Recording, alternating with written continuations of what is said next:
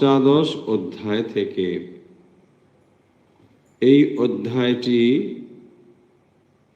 ভগবদ্ গীতার শেষ অধ্যায় এবং এই অধ্যায়টির নাম হল মোক্ষযোগ। আমরা যেখানে আলোচনা করছিলাম সেই অংশটি হল মোটামুটি 16 এবং 17 নম্বর শ্লোক। এর আগের দিন আমরা আলোচনা করেছি যেখানে বলা হয়েছিল যে কর্ম সম্পাদনের জন্য কি কি বিষয়ের প্রয়োজন, যেখানে শরীর, অহংকার, বুদ্ধি, মন, ইন্দ্রিয় ইত্যাদির কথা বলা হয়েছে। অধিষ্ঠানম তথা কর্তা কারণঞ্চ পৃথক বিধম বিবিধাশ্চ পৃথম চেষ্টা দৈবং চৈবাত্র পঞ্চমম। তার পরের শ্লোকে বলা হয়েছিল যে এই যে 5টি বিষয়, যে 5টি কর্ম সম্পাদনের হেতু বা কারণ, সেইগুলি শরীর বাং মনেতির ভি মনোভিরিয়ত কর্ম প্রারভতে নরঃ ন্যায়ং বা বিপরীত্যং বা পঞ্চৈতে তস্য হেতবঃ। এই যে 5টি হেতুর কথা বলা হলো আগের শ্লোকে, সেটি এখানে বলছেন যে এই শরীর আদি দিয়ে, শরীর, বাক, মন, এইসব যে 5টি কারণ, এই 5টি কারণ হচ্ছে সমস্ত কর্ম প্রারভতে নরঃ। মানুষ যে কোনো কাজ করুক না কেন, ন্যায়ং বা বিপরীতং বা, তিনি ন্যায় কাজ করুন, ভালো কাজ করুন, অথবা যদি তিনি বিপরীত কাজ করেন, খারাপ কাজও করেন, তাহলেও কিন্তু পঞ্চৈতে তস্য হেতবা, এই 5টি কিন্তু তার হেতু। তাহলে যেমন কাজই সে করুক, এই 5টি ব্যাপার অবশ্যই অবশ্যই থাকতে হবে। তারপরে বলেছিলেন তত্রৈবং সতি কর্তারম আত্মানম কেবলং তু ইয়ঃ পশ্যতি কৃত বুদ্ধিত্বাৎ ন স পশ্যতি দুর্গতি। 16 নম্বর শ্লোকে এসে আমরা কি দেখলাম না, এই যে 5টি হেতু, এই 5টি হেতু অসঙ্গ আত্মাকে সমস্ত কর্মের কর্তা বলে মনে করে, কারণ ভ্রান্তিযুক্ত বলে। তত্রৈবং সতি কর্তারম আত্মানম কেবলং তু ইয়ঃ। তাহলে যিনি আত্মা, তিনি হচ্ছেন কেবলম আত্মা, তিনি ক্রিয়া সম্পাদন করেন না, অথচ পশ্যতি অকৃত বুদ্ধিত্বাৎ ন স পশ্যতি দুর্মতি। তাহলে তিনি কি করেন বলছেন, অকৃত বুদ্ধিত্বাৎ, যার শাস্ত্র বুদ্ধি নেই, আচার্য উপদেশ যার কাছে নেই, অসংস্কৃত বুদ্ধি সম্পন্ন যিনি, তিনি কি মনে করেন, তাকে বলা হবে দুর্মতি। ন পশ্যতি, তার ভেতরে তিনি সম্যক দৃষ্টি নেই বলে তিনি কিন্তু ভ্রান্তিবশত মনে করেন যে আসলে ব্যক্তি প্রকৃত আত্মাকে সম্যক রূপে দেখতে পায় না। তাহলে আত্মা যে এই কর্ম সম্পাদন করছেন বলে তিনি মনে করেন। তত্রৈবং সতি কর্তারম আত্মানম কেবলং তু ইয়ঃ। সমস্ত কর্মের কায়িক, বাচিক, মানসিক, এই সমস্ত কর্মের 5টি হেতু হলেও অসংস্কৃত বুদ্ধি সম্পন্ন মানুষ অসঙ্গ আত্মাকে সমস্ত কর্মের কর্তা বলে মনে করে। তাহলে কর্মের কর্তা আসলে আত্মা নন, কিন্তু যারা অসংস্কৃত, মানে শাস্ত্র জ্ঞান যাদের নেই, তারা মনে করেন যে আত্মাই সবকিছু করাচ্ছেন। এই পর্যন্ত আমরা বোধহয় পড়েছিলাম। তারপরেরটাও আলোচনা হয়েছে, यस्य न कृतो भाव बुद्धिर यस्य न लिप्यते हत्वापि न इमान लोकान हन्ति न निबध्यते ना हन्ति न निबध्यते। এই 17 নম্বর শ্লোকের যে কথা ছিল, यस्य না অহংকৃত ভাব, তার যার ভেতরে অহংকার ভাব নেই, বুদ্ধির यस्य न लिप्यते, যার বুদ্ধি লিপ্ত হয় না, মানে আসক্তিবিহীন, যার বুদ্ধি আসক্তিহীন, এইরকম যার বুদ্ধি, হাত্বাপি স ইমান লোকান না হন্তি না নিবধ্যতে, তিনি মানে যেহেতু তার ভিতরে কর্তৃত্ব নেই, অভিমান নেই, সেই জন্য তিনি সমস্ত কর্মফলের দ্বারা লিপ্ত হন না, তার কর্মফলে তিনি লিপ্ত হন না। আর এই সমস্ত বলছেন যে তিনি লোককে হত্যা করলেও তিনি কখনো পাপভাগী হন না। কেন না তার ভেতরে কর্তৃত্ব নেই। তাই এখানে যেটি বলছেন, তত্রৈবম সতি কর্তারম আত্মানম কেবলন্তু ইহা। তাহলে আত্মা, প্রথম কথায় কি বলা হলো, দুটো তফাৎ আমরা আগের দিন বলেছিলাম। 16 নম্বরে যেটা বলা হলো যে আত্মা আসলে কিছু করেন না, কিন্তু অশাস্ত্রীয় বা অশাস্ত্রজ্ঞ যারা, তারা মনে করেন আত্মাই যেন সবকিছু করাচ্ছে। পরের শ্লোকে বলছেন, যার অহংকার নেই, यस्य न অহংকৃত ভাব বুদ্ধির यस्य न লিপ্যতে, অর্থাৎ যার বুদ্ধি আসক্তিহীন, এই রকম লোক, হাত্বাপিনা ইমান লোকান। তাহলে কি বলছেন, যে যিনি কাউকে যদি হত্যা করেন, এখানে বলছেন না হন্তি না নিবধ্যতে, তিনি হত্যা করছেন না, তিনি তার দ্বারা বদ্ধ হচ্ছেন না। কেন এই কথা বলছেন? এ কথা বলার তাৎপর্য হলো এইটি, যে তার ভেতরে কর্তৃত্ব নেই। তাহলে কর্তৃত্ব যদি না থাকে, তাহলে তিনি যদি কর্তা না হন, তাহলে কর্মের যে ফল তার কাছে আসবে না। সেই জন্যই এই কথাটি বলছেন। তাহলে আসলে অহংকার যুক্ত হয়ে যে কর্ম, সেই কর্মের ফল কিন্তু কর্তার কাছে আসবে। অহংকার ভিন্ন হয়ে, অহংকার থেকে মুক্ত হয়ে যে কর্ম, তার ফল তার কাছে আসবে না। এই পর্যন্তই কথা আমাদের আমরা পড়েছি শ্লোক নম্বর 17। এরপরে আমরা আজকে শুরু করছি 18 নম্বর শ্লোক থেকে। এই 18 নম্বর শ্লোকে কি রয়েছে সেটি আমরা দেখব। জ্ঞানম জ্ঞেয়ম পরে জ্ঞাতা ত্রিবিধা কর্ম চোদনা কারণম কর্ম কর্তেতি ত্রিবিধা কর্ম সংগ্রহ। আগে এর অর্থ দেখার চেষ্টা করি। কি রয়েছে এর মধ্যে? জ্ঞানম জ্ঞেয়ম পরিজ্ঞাতা ত্রিবিধা কর্ম চোদনা। দেখুন কি বলছেন, জ্ঞানম জ্ঞেয়ম এবং পরিজ্ঞাতা। তাহলে জ্ঞান মানে যে বিষয়ে, ইষ্ট সাধনের যে জ্ঞান, এই বিষয়টি জ্ঞান। জ্ঞেয় মানে যে জানতে হবে, জ্ঞাতব্য বিষয় জ্ঞেয়। পরিজ্ঞাতা মানে এরকম জ্ঞানের যে আশ্রয়, অর্থাৎ যিনি এটি জানবেন, তিনি হলেন পরিজ্ঞাতা। তাহলে এই যে 3 রকমের, এইটাকে বলা হচ্ছে কর্ম প্রবৃত্তির হেতু।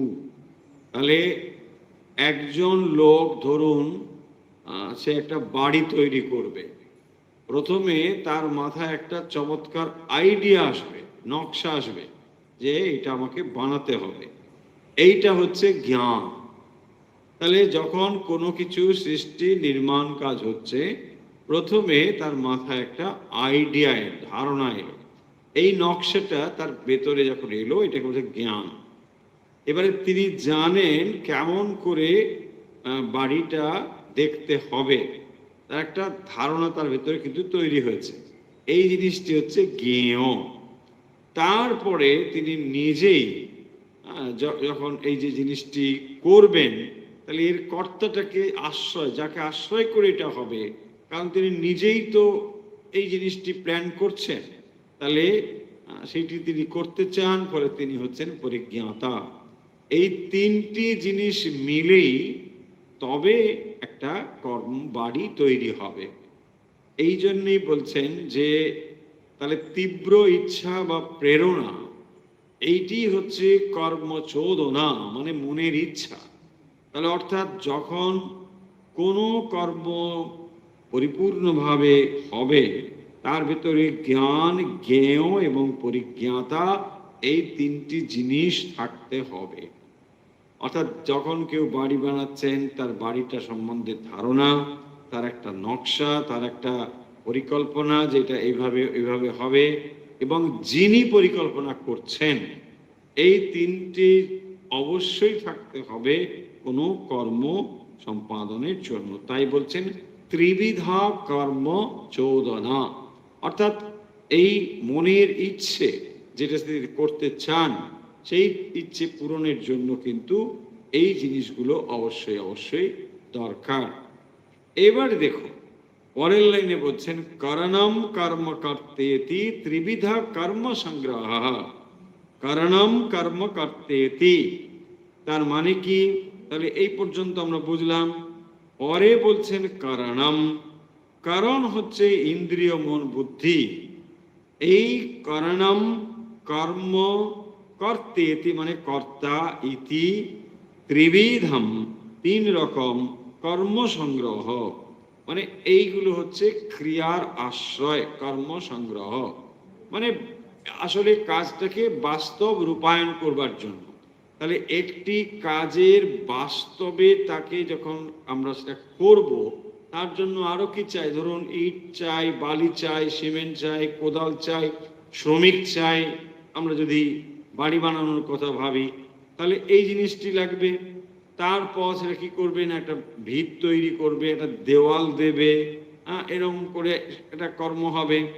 তারপর তিনি কি করবেন না, এই কার বাড়ি হলো? এটা অমুক লোকের বাড়ি হলো, অর্থাৎ সেখানেও কর্তা থাকছে। তাই জন্য বলছেন করণম কর্ম কর্তেতি ত্রিবিধা কর্ম সংগ্রহ। তার মানে যখন এটাকে বাস্তব রূপায়ণ দেওয়া হবে, অর্থাৎ দুটো ফেজ দেখুন। একটা হচ্ছে জ্ঞানম জ্ঞেয়ম পরিজ্ঞাতা ত্রিবিধা কর্ম চোদনা, মানে যখন সেটা ইচ্ছা হিসেবে রয়েছে, তাহলে যখন সেই কর্মটাকে আমরা ইচ্ছে হিসেবে করছি, তাহলে এই ইচ্ছের জন্য তিনটে জিনিস অবশ্যই দরকার। একজন তো ইচ্ছে করবেন যে আমি এই বাড়িটা এরকম বানাতে চাই। এবার আপনি একজন কাছে গেলেন যিনি এটা সম্বন্ধে ধারণা পোষণ করেন। এই পোর্শনটা হলো নলেজ, জ্ঞান। তাহলে এটা জানেন। দেখুন তিনটে জিনিস বলছেন, কর্মচোদনা, জ্ঞানম জ্ঞেয়ম পরিজ্ঞাতম। তাহলে তার ভেতরে বাড়ি সম্বন্ধে একটা জ্ঞান রয়েছে। সেই বাড়িটি কিভাবে তিনি করবেন, তার টোটাল প্রোগ্রাম, টোটাল প্ল্যানিং, এটা হচ্ছে জ্ঞেয়। কারণ তার ভেতরে এটা রয়েছে, তিনি মাথার ভেতরে এই জিনিসটিকে জানেন, সেইটি হচ্ছে জ্ঞেয়। তারপরে হচ্ছে পরিজ্ঞাতা। পরিজ্ঞাতা মানে যিনি এই কর্মকে সম্পন্ন করবেন, তিনি হচ্ছেন পরিজ্ঞাতা বা কর্তা। এটাকে তিনি জানেন। তার মানে এই জিনিসটি যখন সম্পন্ন হবে, তার পরিপূর্ণ আইডিয়া তার কাছে থাকতে হবে। যে না আমি কিছু জানি না, কি হবে, তা তো হবে না। আপনাকে জানতে হবে যে আপনি এই জিনিসটি করবেন, তার সম্বন্ধে স্পষ্ট ধারণা থাকবে, এবং যিনি এটা করবেন তারও স্পষ্ট ধারণা থাকতে হবে। এইটা গেল জ্ঞান, জ্ঞাতা, পরিজ্ঞাতা, জ্ঞেয় পরিজ্ঞাতা। তাহলে জ্ঞান, জ্ঞাতা এবং পরিজ্ঞাতা এবং জ্ঞেয়, তাহলে এই জিনিসগুলো তার কাছে পরিষ্কার হয়ে গেল। এইটাকে কি বলা হচ্ছে? কর্মচোদনা, মানে কর্মের ইচ্ছা। কর্মটা নয়, এটা হলো কেবল একটা ইচ্ছা, মানে একটা মানসিক ব্যাপার। মনে মনে আপনি একটা প্ল্যান করেছেন, তার জন্য আপনি একটা ইঞ্জিনিয়ার কাছে গিয়েছেন, সেই ইঞ্জিনিয়ার আপনাকে একটা আইডিয়া দিয়েছে, যে এইটা করতে পারেন, এই দিকে ঘর রাখবেন, ওই দিকে জানালা রাখবেন, ওই দিকে রান্নাঘর করবেন, ইত্যাদি ইত্যাদি আপনার কাছে একটা ক্লিয়ার ধারণা করে দিয়েছে। এরপরে এই যে ধারণাগুলো আপনার কাছে পরিষ্কার হয়েছে, তার দ্বারা আপনার ভেতরে সংকল্প হলো যে না, ঠিক আমি একটা বাড়ি করতে রাজি আছি। এই অংশটাকে আমরা বলবো পরিজ্ঞাতা। তাহলে জ্ঞান জ্ঞেয় জ্ঞাতা, জ্ঞান জ্ঞেয় জ্ঞাতা, তার মানে যেই জিনিসটি জ্ঞেয় মানে জানতে হবে, জ্ঞান পোষণ যেটা জানবার আমরা প্ল্যান করছি, আর যিনি এটাকে কর্তা তাকে বলা হয় পরিজ্ঞাতা। জ্ঞাতা মানে যিনি জানেন।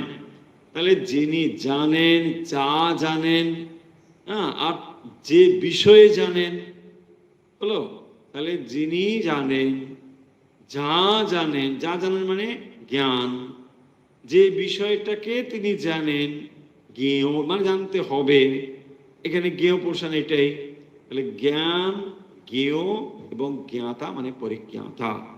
এই পুরো জিনিসটি যখন আপনার কাছে চক আউট হয়ে গেল, পরিষ্কার হয়ে গেল, জানা হয়ে গেল, এই অংশটাকে বলা হবে কর্মচোদনা, মানে ইচ্ছে। এই একটা প্ল্যানিং আপনার কাছে কনফার্ম। এর পরের স্টেটটা হচ্ছে এটাকে করতে হবে, মানে সেটাকে বাস্তবায়ন করতে হবে। এই বাস্তবায়নের জন্যও তিনটি বিষয় দরকার। দেখুন, ওপরে বলা হচ্ছে পরিজ্ঞাতা ত্রিবিধা, তারপরে কর্মসংগ্রহ ত্রিবিধা। কি ত্রিবিধ? করণম কর্ম কর্তা ইতি। তাহলে এখানে করণম, করণম মানে হচ্ছে ইনস্ট্রুমেন্ট, যার দ্বারা এটা করাবেন, কর্ম এবং কর্তা। তাহলে যে জিনিসটি আপনি মানে যে উপকরণ, করণ মানে উপকরণ, তাহলে যে জিনিসগুলো দিয়ে আপনি এটা করাবেন। কি করাবেন? আপনি আপনি ইট চাই, বালি চাই, সিমেন্ট চাই, কোদাল চাই, ইত্যাদি ইত্যাদি, শ্রমিক চাই, এসবই হলো কিন্তু আপনার মানে করণ এর আন্ডারে। তাহলে দেখুন করণম, তার পরের অংশটা হচ্ছে কর্ম। তার মানে কি করতে হবে? সেখানে ভিত খুঁড়বে, দেওয়াল দেবে, ইট গাঁথবে, এইসব কাজগুলো তো করতে হবে। এই অংশটাকে আমরা বলছি কর্ম। তাহলে একটা হলো করণম, তারপরে হলো কর্ম, তারপরে হলো কর্তা। কর্তা মানে যিনি মানে পুরো জিনিসটাকে দেখছেন। কর্মটাকে সম্পন্ন করবার জন্য দেখুন মালিক রাস্তায় দাঁড়িয়ে রয়েছে, দিয়ে এই বাড়িটা করো, এই করো, ওই করো, তিনি বলছেন তোমরা কেন কাজ করছো না? এই হচ্ছে কর্তা। এবং তাহলে আমরা এক্সাম্পল নিয়ে বোঝার চেষ্টা করছি যে কোনো কর্ম সম্পাদনের জন্য ছটি জিনিস দরকার। সেই জন্যেই একটাকে বলা হচ্ছে কর্মচোদনা, আরেকটি বলছে কর্ম সংগ্রহ। তাহলে সংগ্রহ মানে আসলে প্র্যাকটিক্যালি কাজটা করা, আর চোদনা কথার অর্থ হচ্ছে যেটি প্রেরিত করে, মানে মেন্টালি মনের একটা ইচ্ছা। আপনি প্রথমে একটা জিনিস করবার জন্য মনে মনেই তো স্থির করেন, যা কিছু করেন তার পূর্বে কিন্তু মনেই সেটাকে সংকল্প করেন। এই যে মনের সংকল্প অংশটি, সেটিও কিন্তু তিন ধরনের। অর্থাৎ যে জিনিসটি সম্পর্কে আপনার কাছে পরিষ্কার ধারণা নেই, সেটা আপনি করবেন কি করে? তাই জন্য বলা হচ্ছে যে কর্ম আগে মানসিক স্তরে হতে গেলে জ্ঞান জ্ঞেয় জ্ঞাতা পরিজ্ঞাতা, এই তিনটি জিনিস আপনার কাছে পরিষ্কার হতে হবে। ওই যে আপনি জানেন না, কি করে করবেন? ঠিক আছে, আপনি কারোর থেকে তো জানুন। তাহলে জেনে যখন আপনি জিনিসটা বুঝেছেন, তারপরে আপনি একদম কনফার্ম যে হ্যাঁ আমি এই কাজটা করতে চাই। আর কর্মসংগ্রহ কথার অর্থ হচ্ছে, আমরা একটু আগে বললাম যে যখন সেটার বাস্তব রূপায়ণ। তাহলে একটা হলো মানসিক ইচ্ছা, আর দ্বিতীয়টি হলো বাস্তব রূপায়ণ। কোন অংশটিকে বাস্তব রূপায়ণ বলবো? কর্ম সংগ্রহ। কর্ম সংগ্রহ কথাটা হচ্ছে বাস্তব রূপায়ণ, যখন সেটিকে আমরা কাজে পরিণত করছি। তাহলে একটা হলো প্ল্যানিং, মানসিক ইচ্ছা, আর একটা হলো কর্ম সম্পাদন করা। দেখুন, তাহলে যখন দুটো জিনিসের মধ্যে কর্ম সংগ্রহ, কর্মচোদনা, এর ভেতরেও তিনটি করে পাঠ বলা হচ্ছে।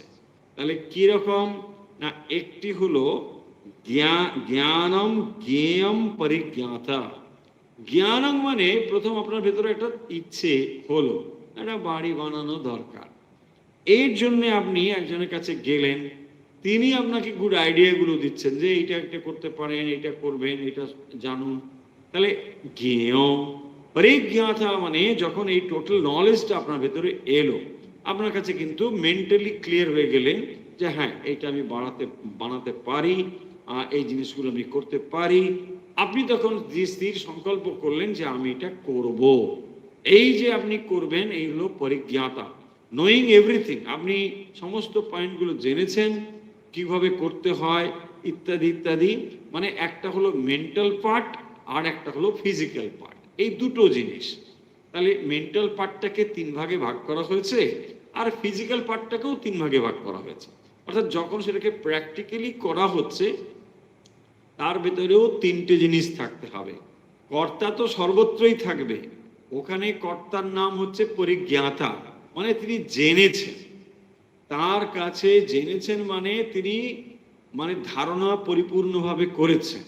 একটা বাড়ি এরকম ভাবে, যেহেতু আমরা বাড়ির উপর বলছি, সেই জিনিস অর্থাৎ যে কোনো কাজ এটা তার কাছে ক্লিয়ার হতে হবে যে হ্যাঁ আচ্ছা এটা এই ধরনের, এটা এইভাবে করতে হয়, এটা করলে এই হয়। এই পুরো জিনিসটা তার কাছে কিন্তু ক্লিয়ার হতে হবে।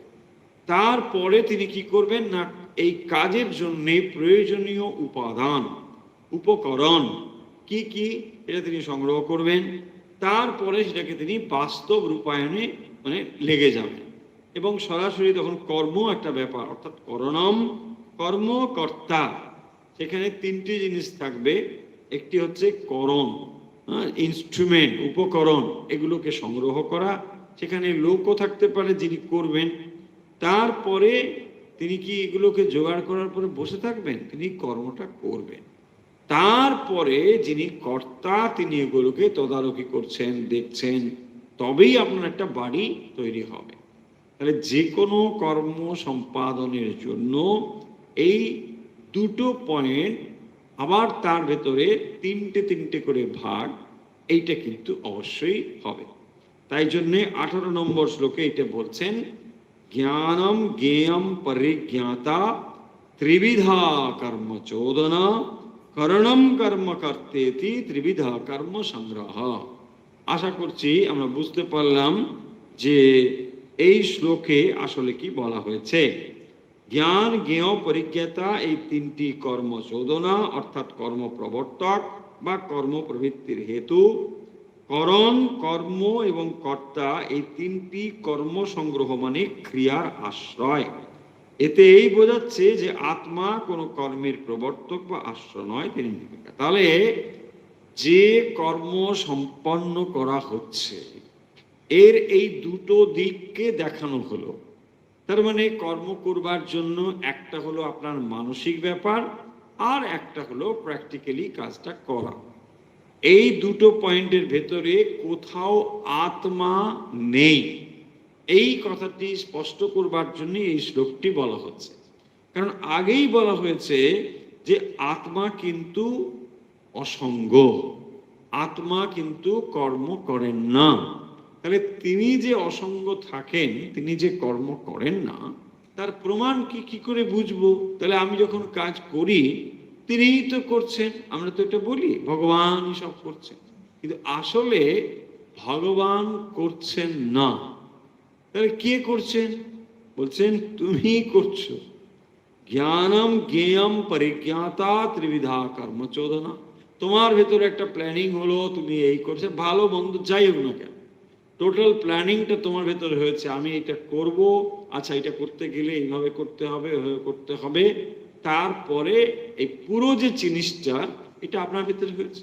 আপনি ঠিক করেছেন একটা জায়গা থেকে একটা জায়গায় যাবেন, কিভাবে যেতে হবে, আচ্ছা এইভাবে যাব, তারপরে এই গাড়ি ধরবো, তারপরে ওখান থেকে এটা ধরে ওখানে আমি পৌঁছে যাব। এই যে যাব, এখনো যাচ্ছি না, এই জিনিসটিকেই আমরা বলছি কর্মচোদনা। তাহলে কর্ম করবার জন্য যার আশ্রয়ে কর্ম হবে, অর্থাৎ যিনি কর্তা তিনি তো আশ্রয়, তাহলে তাকে দিয়ে যে কর্মটি সম্পন্ন হবে তিনি কিন্তু মানসিকভাবে একটা প্ল্যানিং করেছেন যে আমি এটা করব, তারপর ওখান থেকে এইটা যাব। দেখুন, এই জিনিসটি যদি তার কাছে ক্লিয়ার না থাকে, সে কাজ করতে পারবে না, তাই না? তাহলে যে কোনো কাজ করবার আগে তার মানসিক একটা ব্যাপার তাকে কিন্তু পরিষ্কার হতে হবে, এই জিনিসটি এখানে বলছেন। তাহলে এই কর্ম সম্পন্ন করবার জন্য যে পরিজ্ঞাতা, পরিজ্ঞাতা মানে যার আশ্রয়ে জিনিসটি হচ্ছে, তো আপনি আসবেন, তো আপনি ঠিক করেছেন, আচ্ছা ওখান থেকে গিয়ে এত নম্বর বাস ধরবো, কি ওখান থেকে এইটা ধরবো, সেখান থেকে আমি আমি টোটো ধরবো, এই সব প্ল্যান কে করেছে? আপনি করেছেন। তাহলে এই জিনিসটিকে বলা হবে পরিজ্ঞাতা, মানে যার আশ্রয়ে টোটাল প্ল্যানিংটা হয়েছে। এইবারে আপনি প্ল্যানিংটা করেই কি কাজটা শেষ হলো? তা হলো না। তাহলে কাজের একটা হলো মেন্টাল দিক, আর একটা হলো তার ফিজিক্যাল দিক। ফিজিক্যাল দিকটা কি না, এটা ঠিক মতন হবে কি না।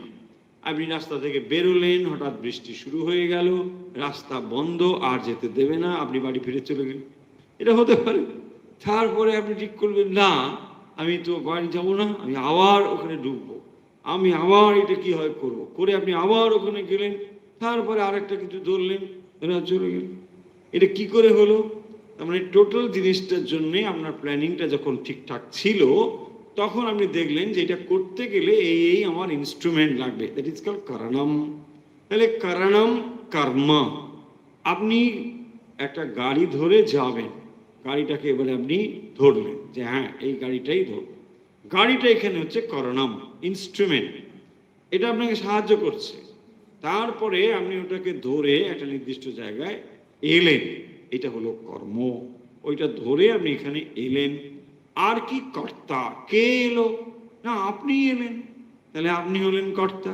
তাহলে কর্তা, কর্ম, করণ, এই তিনটে পোর্শন না হলে কোনো প্র্যাকটিক্যাল কর্ম হবে না।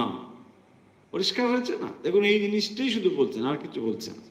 তাহলে যেখানে কোনো কর্ম সম্পাদন করবার জন্যে, সোজা কথা, যদি আপনি এই তিনটে ভাগ মনেও না রাখতে পারেন, সোজা কথা হলো যে কোনো কাজ করবার জন্য একটা হলো মানসিক দিক, আর একটা হলো তার প্র্যাকটিক্যাল দিক, বাস্তবে কাজটা করা। যখন আপনি এটা প্ল্যান করছেন, যা কিছু করুন না কেন, সবই তো আপনার মনেই আগে আসতে হবে। আপনি আপনি আপনি এটা বই পড়লেন, সেটাও আপনার মনে আসতে হবে। আপনি কোথাও যাবেন, সেটাও আপনার মনে আসতে হবে। যা কিছু করবেন সবই আসলে কিন্তু আপনার মনে একটা প্ল্যানিং আসবে। এবং শুধু মনে প্ল্যানিং আসলেও তো হবে না, এটাকে বাস্তবে রূপ দিতে হবে। যখনই আপনি বাস্তবে রূপ দেবেন, সেই অংশটাকে আমরা বলছি কর্ম সংগ্রহ।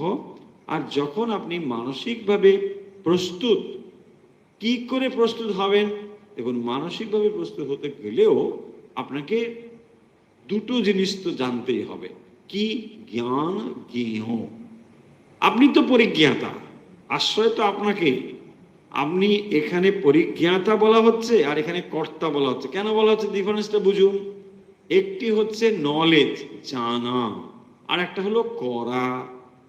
আপনি তথ্য সংগ্রহ করে কেবল জেনেছেন, এখনো কাজটা করেননি, কিন্তু সেই জন্যে দুটো শব্দ বদলে গেল। আপনি কেবল জেনেছেন, তথ্য নিয়েছেন, ইঞ্জিনিয়ারের সঙ্গে কথা বলেছেন, সে আপনাকে বলেছে হ্যাঁ হবে, আপনি করতে পারেন, মিউনিসিপ্যালিটি আপনাকে স্যাংশন দিয়ে দেবে, ইত্যাদি ইত্যাদি। আপনি এই টোটাল নলেজটা আপনি পেয়ে গেছেন। তাহলে যে জিনিসটি জানতে হবে, যা আপনি জানেন, এই পোর্শনটা হলো এই নলেজের পোর্শন। সেখানে জ্ঞান, জ্ঞেয়, জ্ঞাতা, পরিজ্ঞাতা। সো তার মানে টোটালি, পরিমাণে এখানে টোটালি, হ্যাঁ, সমান্তা, পরিসমান্তা। তাহলে টোটাল নলেজটা আপনার ভেতরে রয়েছে। এই টোটাল নলেজ যখন আপনার ভেতরে জানা হয়ে গেল, এরপরে আপনি করছেন, তাই না? যখন রান্না করবেন, আপনি ঠিক করেছেন কি করবেন, না আজকে ডাল বানাবেন, কথার কথা বলছেন। তাহলে এই ডাল বানাবেন জিনিসটা আপনার মাথায় তো আসতে হবে যে আমি আজকে ডাল বানাবো। আর ঠিক আছে, আমি এটা দিয়ে হয়ে গেল। তার মানে ডাল জিনিসটা কি আপনি জানেন, কি করে বানাতে হবে। এই টোটাল প্রসেসটা যদি না জানা থাকে, আপনি কোথাও থেকে ইউটিউব থেকে জেনে নিলেন, তাহলে এটা হলো। এখন আপনি কিন্তু বানাচ্ছেন না, আপনার পুরো জিনিসটা কমপ্লিট হলো নলেজ পোর্শন দিয়ে। আপনি কনফার্ম হলেন যে হ্যাঁ ঠিক আছে, এটা আমি করতে পারবো। এরপরে আপনি সত্যি সত্যি বানাতে শুরু করলেন। তখন আপনি কি বলছেন, না এটা করতে হবে, তারপরে এটা দিতে হবে, তারপর ওইটা দেবো। এই যে ক্রিয়া, এটা হলো কর্ম সম্পন্ন হলো। কে করছে? কর্তা আমি করছি। তাহলে আগে একটা মানসিক ব্যাপার, পরেরটা হলো সত্যি সত্যি কর্ম। এই যে দুটো জিনিস, এর দ্বারাই কর্ম সম্পন্ন হচ্ছে। তাহলে যে কোনো কর্মক্ষেত্রে একটি মানসিক দিক আর একটি তার প্র্যাকটিক্যাল দিক। এর যে জায়গা, অর্থাৎ তিনটি করে যে বিষয়, এর বাইরে আর কোনো বিষয় নেই। তাই বলছেন যে তাহলে তুমি কর্তা যে কর্ম করছে বলে, মানে আত্মা যে কর্ম করছে বলে আমরা বলি, এটা যথার্থ নয়। আত্মা কর্ম করবেন কেন? কারণ ইনস্ট্রুমেন্ট কোনগুলো? ইন্দ্রিয়। দেখুন, সেই ইন্দ্রিয়ই কর্ম করছে, তাই না? সেই জন্যে এই শ্লোকটি এখানে বলা হয়েছে। আশা করি শ্লোকের অর্থ আমরা বুঝতে পেরেছি, যে যে এখানে কি বলেছে, কেন বলেছে। এই জন্য বললেন যে আত্মা যেহেতু অসঙ্গ, সেই কথাটি বোঝানোর জন্যই এখানে বলছেন যে তাহলে একটা কাজ যখন সম্পন্ন হয়, কি করে কাজটা সম্পন্ন হয় সেটা তো বলো। তখনই বলছেন একটা হলো তার মানসিক দিক, আর একটা হলো কাজটাকে করার দিক।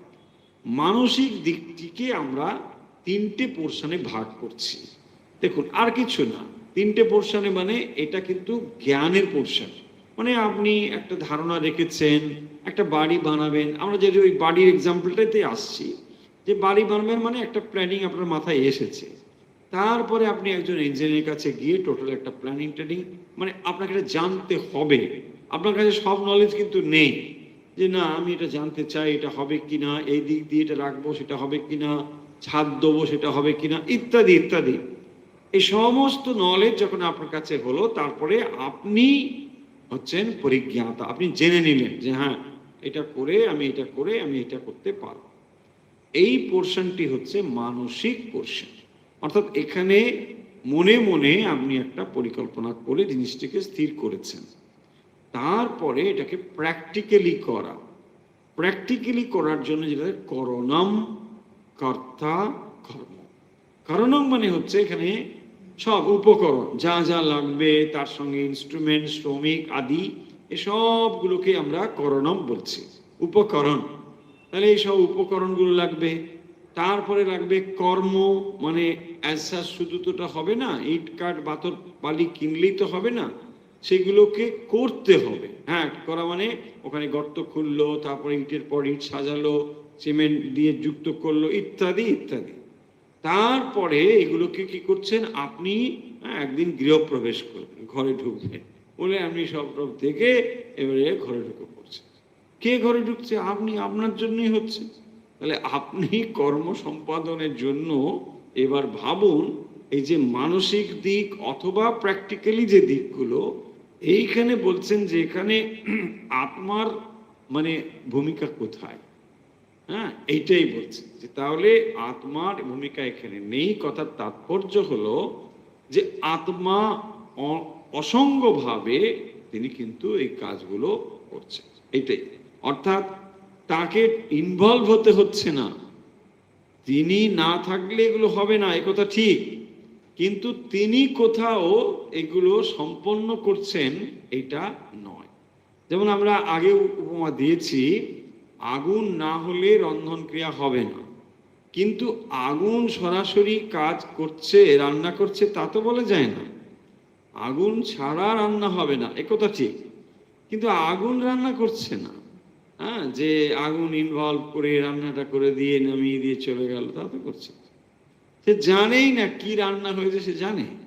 আগুনকে আপনি জিজ্ঞাসা করুন, আজকে এত সময় জ্বললে তুমি কি করেছো, তুমি জানো? যে না, আমি কিছু জানি। এইটাই হচ্ছে ব্যাপার। দেখুন, আগুন ছাড়া আবার হবে না, আগুন ছাড়া রান্না হবে না, অথচ আগুন এগুলো কিছু জানে, অসম্ভব।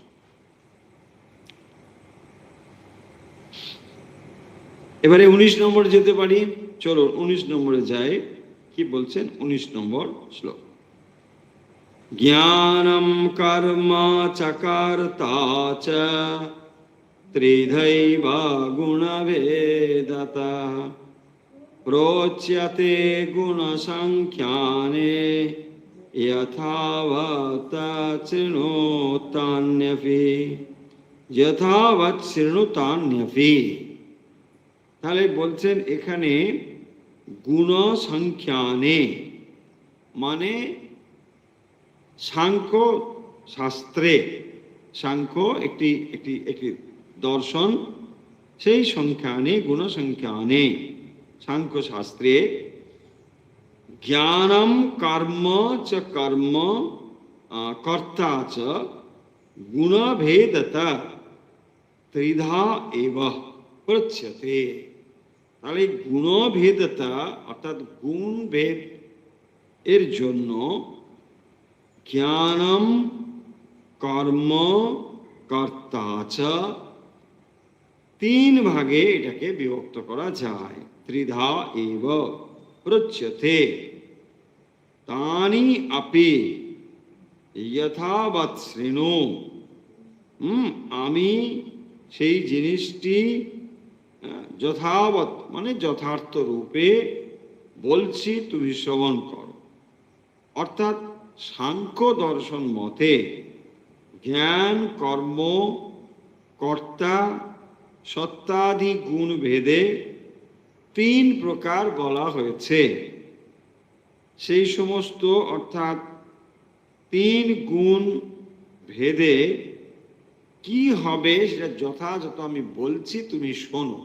তাহলে 19 নম্বর শ্লোকে কি বলা হবে সেটা বলছে, কি বিষয় সেটা বলেননি এখনো, কিন্তু সেই জন্য বলছেন যে জ্ঞানম জ্ঞেয়ম চ কর্তা ত্রিধৈব গুণভেদতঃ।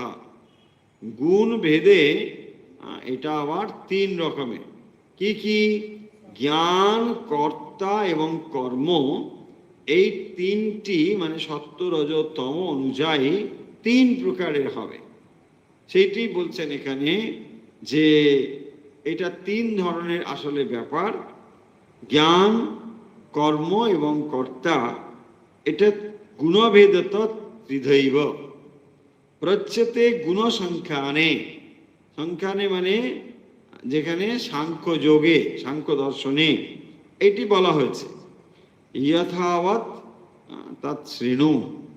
কি বলা হয়েছে সেইটা এখন বলবো, তুমি ভালো করে শোনো। এর পরের শ্লোকে সেটি বলবে। তাহলে 20 নম্বর শ্লোকে কি বললেন না, সাংখ্য দর্শনে জ্ঞানম কর্ম কর্তা চ।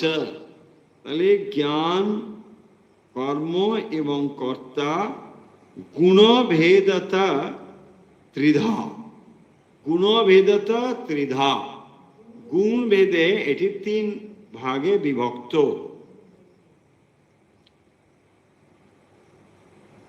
আবার মানে দেখুন, যদি একটি কাজ, কোনো একটি কাজ ধরুন 3 জন লোক এসে দেখছে, কোনো একটি কাজ 3 জন লোক এসে দেখছে। একটি লোকের চোখে সবুজ রঙের চশমা রয়েছে, একটি লোকের চোখে সবুজ রঙের চশমা রয়েছে। সে চারদিকটা কি দেখছে? শান্ত এবং সবুজ দেখছে, সুন্দর দেখছে, সবুজ রঙের ভেতর দিয়ে সে দেখছে, বেশ সুন্দর দেখতে পাচ্ছে। আবার দ্বিতীয় যে লোকটি, সে ধরুন লাল রঙের চশমা পরে রয়েছে, তো সে তখন কি দেখছে? সব কিছুতে একটা একটা উগ্র লাল, এটা এটা চঞ্চল ভাব, হ্যাঁ, এইসব জিনিসগুলো দেখছে। এবং তার ভেতরে কেবল নিজের লাভের জিনিসটা সে খুঁজে পাচ্ছে, লাল রং দিয়ে এরকম একটা রকম দেখতে পাচ্ছে। আবার যে তৃতীয় রং মানে তৃতীয় লোক, সে দেখুন কালো রঙের চশমা পরে আছে, তো সে কি দেখছে? চারদিকে ধোঁয়া দেখছে, অন্ধকার দেখছে, তাই না? ফলে এই যে তিনটি চশমা দিয়ে একটি কর্মকে 3 জন দেখছে, তার ফলে 3 রকম দেখা হচ্ছে। বোঝা যাচ্ছে না? তাহলে একজন দেখুন সবুজ একটা চশমা পরে গিয়েছে, সে চারদিকটা সবুজ দেখছে, শান্ত দেখছে। একজন লাল রঙের চশমা পরে গিয়েছে, সে চারদিকটা উগ্র অবস্থা দেখছে, হ্যাঁ, ভীষণ ছটপটে চঞ্চল অবস্থা দেখছে, লাল দেখতে পাচ্ছে। আর একজন কালো রঙের চশমা পরে গিয়েছে। সে কি দেখছে? চারিদিকে ধোঁয়া আর অন্ধকার দেখছে। তার মানে কি? এই তিনটে চশমা আসলে তিনটে সত্য, রজ, তম। প্রথমটিকে বলা হবে সত্য, লাল মানে সেটা হবে রজ, আর অন্ধকার যেটা সেটা হচ্ছে তম। তাহলে এই তিনটে জিনিসের ভেতর দিয়ে যখন কেউ জগৎকে দেখছে, তখন তিন রকম ভাবে দেখছে। সেটি বলা হচ্ছে যে জগৎ এক হলেও মানুষের ভেতরে থাকা গুণের চশমা দিয়ে জগৎটাকে সে আলাদা রকম ভাবে দেখছে।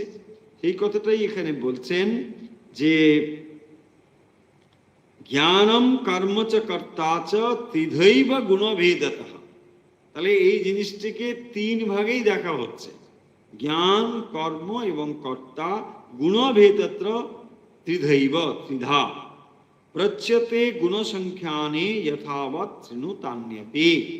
তুমি এটাকে শোনো, আমি তোমাকে এখন বলছি, বলে তিনি কিন্তু বলা শুরু করছেন। তাহলে 19 নম্বরের ভেতরে আসলে তিনি যে 20 নম্বরে কথাটা বলবেন সেইটি বলছেন। কি কথা বলবেন সেটা 20তেই বলা হবে, কিন্তু এখানে শুধু বলছেন যে সেটা আমি বলবো, এই কথাই বলছেন। প্রচ্যতে গুণ সংখ্যানে, সাংখ্য দর্শনে এটাকে কি বলা হয় সেই কথা হচ্ছে জ্ঞানম কর্ম চ কর্তা। তাহলে জ্ঞান, কর্ম এবং কর্তা ত্রিধৈব। ত্রিধৈব মানে ত্রিধা এব, এটা তিন রকমের। কিরকম তিন রকমের? গুণভেদতা, হ্যাঁ, গুণ ভেদের দ্বারা। তার মানে সত্য হলে একরকম, রজ হলে একরকম, তম হলে আরেক রকম। কেন আরেক রকম? আমরা বললাম যে আসলে গুণগুলো যেন এক একটা চশমার মতো। তাহলে যখনই আমি সবুজ চশমা পরে আছি, চারিদিকে খুব সুন্দর দেখাচ্ছে, শান্ত সবুজ গাছপালা বলে দেখতে পাচ্ছি। যখন লাল রঙের চশমা মানে রজগুণের প্রতীক, যখন সেইটিকে দেখছি তখন চারিদিকে চঞ্চল দেখতে পাচ্ছি, চারিদিকে একটা ক্রিয়াশীলতা দেখতে পাচ্ছি। এইগুলো হচ্ছে রজগুণের প্রতীক। আবার যখন কেউ একটি কালো চশমা পরে গিয়েছে, সেটি হচ্ছে অন্ধকার, আচ্ছন্ন ইত্যাদি প্রতীক, ধোঁয়া, এইসব ইত্যাদি প্রতীক, মানে অজ্ঞান। অর্থাৎ এখানে তামসিকতা পুরো জিনিসটাকে ঢেকে রেখেছে। সেইটি হচ্ছে এই শ্লোকে। তাই বলছেন যে আমরা এখন পরের শ্লোকে সেই জিনিসটি বলবো, সেটি তুমি এখন শোনো।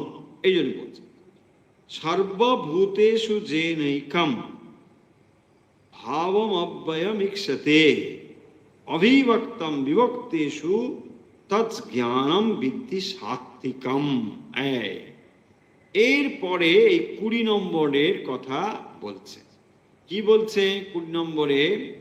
যে সাত্ত্বিকটা কি সেইটা বলছেন। সর্বভূতেষু যেন একম ভাবম অব্যয় ইক্ষতে।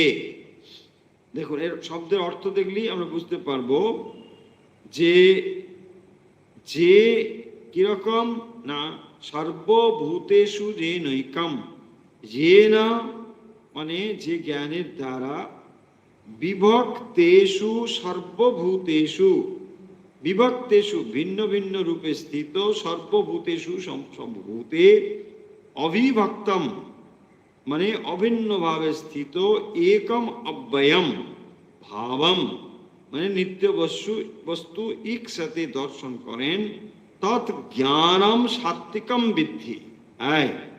তাহলে সাত্ত্বিক কাকে বলা হবে?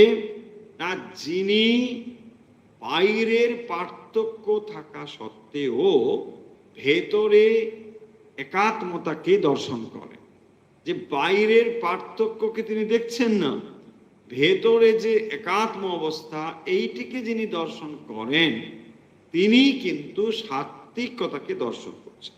তাহলে সর্বভূতেষু এ নৈকম ভাবম অব্যয় ইক্ষতে। অব্যয়ম দেখুন, যার অর্থ হচ্ছে যার দ্বারা, অর্থাৎ যে জ্ঞান দ্বারা, বিভক্তেষু ভিন্ন ভিন্ন রূপে বিভক্ত, সর্বভূতেষু সমস্ত সর্বভূতে, অবিভক্তম মানে অভিন্ন রূপে, অবিভক্তম একম অব্যয়ম ইক্ষতে। তাহলে যিনি সমস্ত কিছু ভিন্ন ভিন্ন রূপে স্থিত হলেও তার ভেতরে সেই এককে দর্শন করেন, দেখতে পান। ইক্ষতে তৎ জ্ঞানম, মানে এই যে জ্ঞান, সেখানটা কি বলা হবে?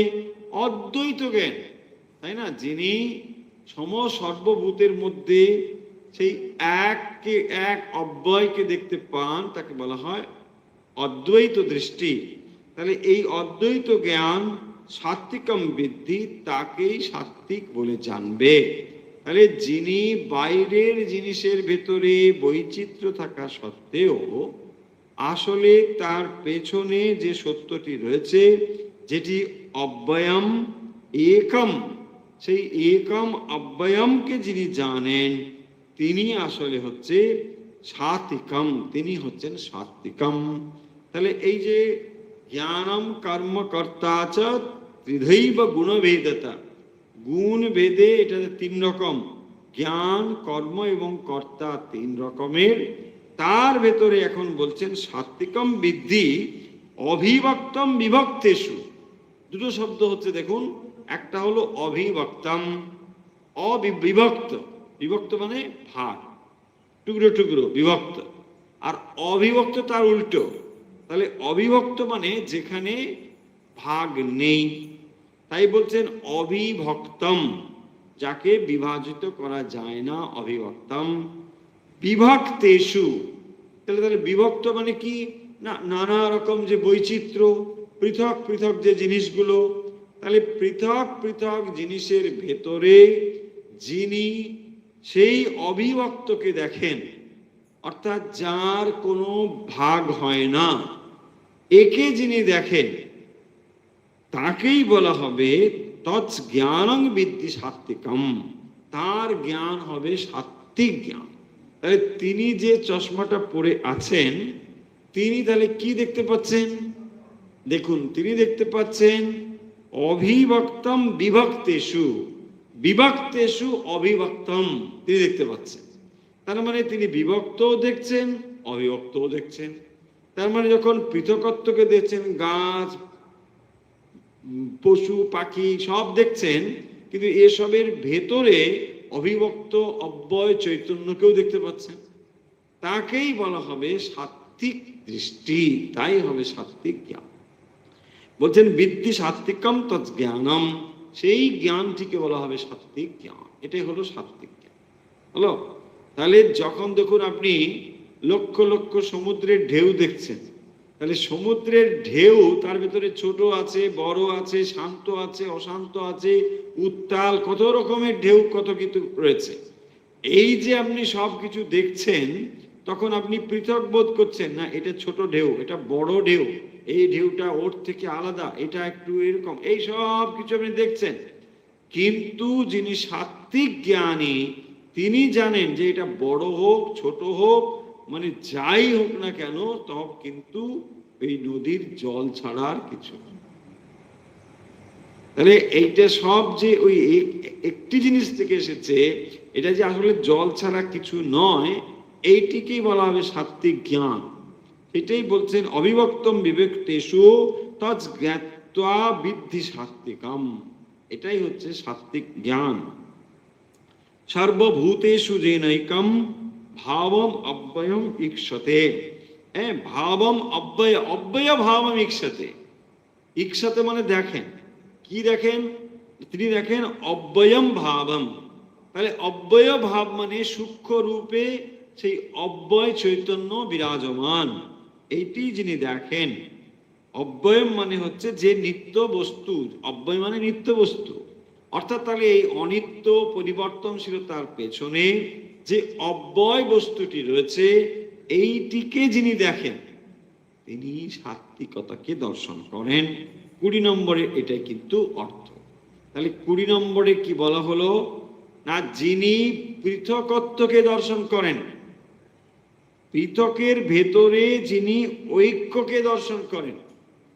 তার মানে মানুষের ভেতরে দেখুন রূপ, রং, জাতি, ভাষা, অবস্থান, প্রাণশক্তি, এই সব কিছু যাকে বিভাজন করে, একজন মানুষ কালো দেখতে, একজন মানুষ ফর্সা দেখতে, কেউ লম্বা, কেউ বেঁটে, ইত্যাদি ইত্যাদি, জাতি, বর্ণ, অবস্থান, এসব নিয়ে কত রকম রয়েছে।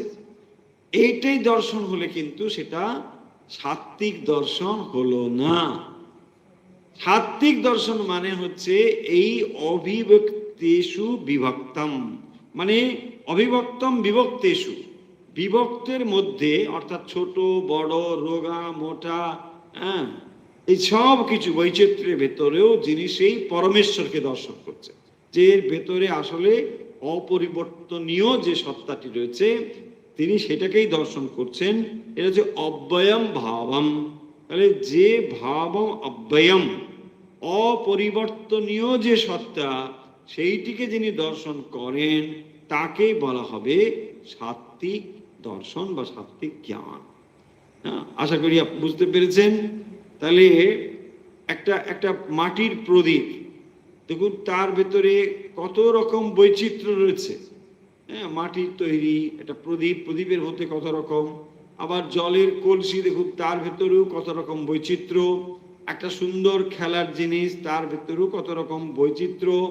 তাহলে এই যে বৈচিত্র্য অনুযায়ী ব্যবহারিক জগৎ চলছে, দেখুন সেই অনুযায়ী দাম আলাদা। আপনি বলবেন যে দোকানে গিয়ে বলেন, দেখো এই সবই তো মাটির জিনিস, তুমি কলসির দাম আলাদা করো কেন, আর প্রদীপের দাম আলাদা করো কেন? বলছে সবই তো মাটি, তুমি একই জিনিস, সব একই দাম হবে। বলছে না না না, তা হবে না, প্রদীপের আমার আর এরকম দাম আছে, এইটার দাম একরকম হবে কি না? তার মানে দেখুন, ব্যবহারিক ক্ষেত্রে তার ডিফারেন্স থাকবে, পার্থক্য কিন্তু থাকবে, কিন্তু এর ভেতরে যে মূল উপাদান, সেই দিকে দৃষ্টি নিক্ষেপের নাম হলো সাত্ত্বিকতা। তাহলে জগতের সমস্ত জীব আলাদা আলাদা হলেও এর যে মূল উপাদান সেইটি কিন্তু তফাৎ নেই। এইটি যখন আপনি জানেন তখন আপনি সাত্ত্বিকতাকে জানেন। আরেকটি উপমা নিন, ধরুন বিদ্যুতের উপমা। বিদ্যুৎ দিয়ে কি হচ্ছে, দেখুন ফ্যান ঘুরছে, ওখানে আপনার এসি চলছে, ওখানে আপনার হিটার গরম করছে, ওখানে আপনার ফ্রিজ চলছে, অন্য কোথাও বাল্ব চলছে। এই যে নানা কিছু কাজ হচ্ছে, আসলে কি? আসলে বিদ্যুৎ। দেখুন, বিদ্যুৎ একটা যন্ত্রের ভেতর দিয়ে হাওয়া দিচ্ছে, আর একটা যন্ত্রের ভেতর দিয়ে আলো দিচ্ছে, আর একটা যন্ত্রের ভেতর দিয়ে তাপ দিচ্ছে, আর একটা যন্ত্রের ভেতর দিয়ে আপনার তাপটাকে কমিয়ে দিচ্ছে। এত কিছু যে হচ্ছে, আপনার মনে হবে কি বাবা এগুলো তো সব নানা রকম জিনিস। বলছে নানা রকম জিনিস নয়, এর ভেতরে বিদ্যুৎই রয়েছে। তাহলে যখনই এই বিদ্যুৎকে আমরা দেখতে পাচ্ছি সমস্ত কিছুর ভেতরে, এই দৃষ্টিটাকে বলা হয় সাত্ত্বিক দৃষ্টি বা সাত্ত্বিক নলেজ, সাত্ত্বিক জ্ঞান। তার মানে যখনই বিভক্ত জিনিসের ভেতরে অবিভক্তকে আমরা দেখতে পাচ্ছি, তফাৎ তফাৎ জিনিসের ভেতরে যখন মূল সত্তাটাকে দেখতে পাচ্ছি, তার ভেতরে কোনো বিভেদ নেই।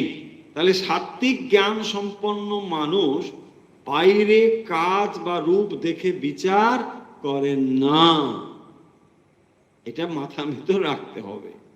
সাত্ত্বিক গুণসম্পন্ন মানুষ বাইরের জিনিস দেখে তফাৎ করে।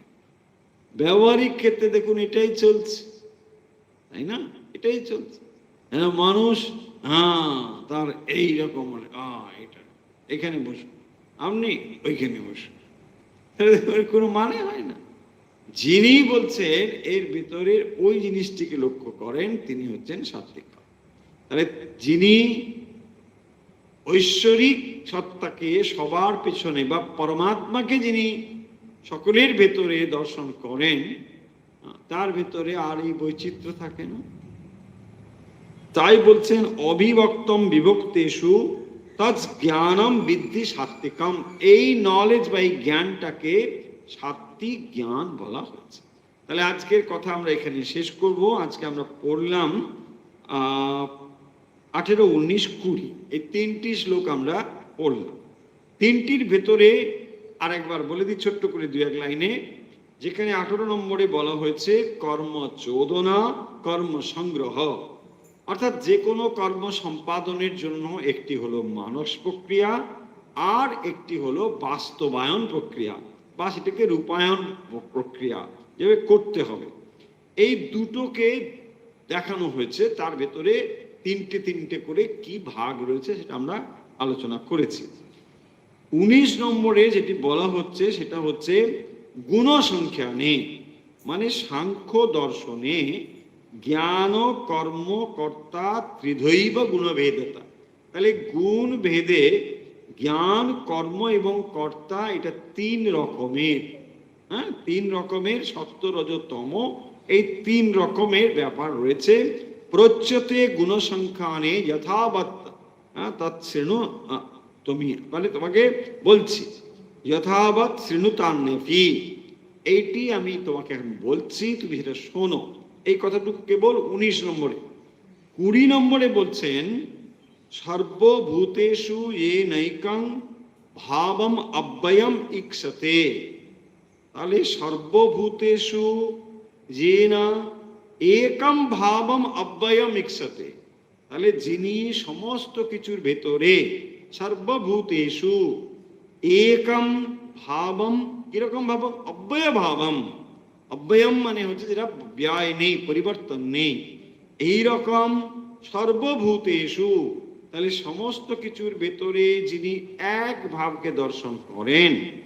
অবিভক্তম বিভক্তেষু, আবার সেটাকে এক্সপ্লেন করছেন যে সমস্ত বৈচিত্র্যের মধ্যে যিনি অবিভক্তকে দর্শন করেন। তৎ জ্ঞানং বিদ্ধি সাত্বিকম, সেই জ্ঞানটি আসলে সাত্বিকম। কারণ আগেই বলতাম জ্ঞানম কর্মকর্তা বলেছেন, তাহলে এই জন্য জ্ঞানের এখন বিভাজন হচ্ছে, একটা একটা করে বলা হবে। কর্তা, কর্ম বলা হবে, আবার কর্ত বলা হবে। এখানে তিন তিন করে আসবে, বুঝতে পেরেছেন?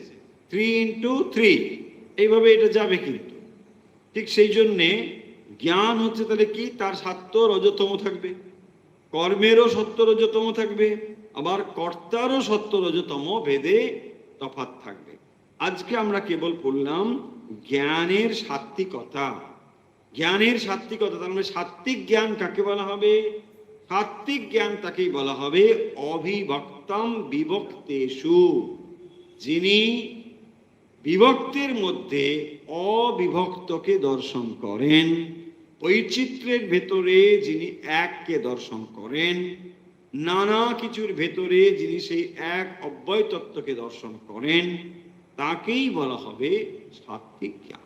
আজকের কথা আমরা এখানে শেষ করছি। চলুন, আজ আমরা পড়লাম 18, 19, 20।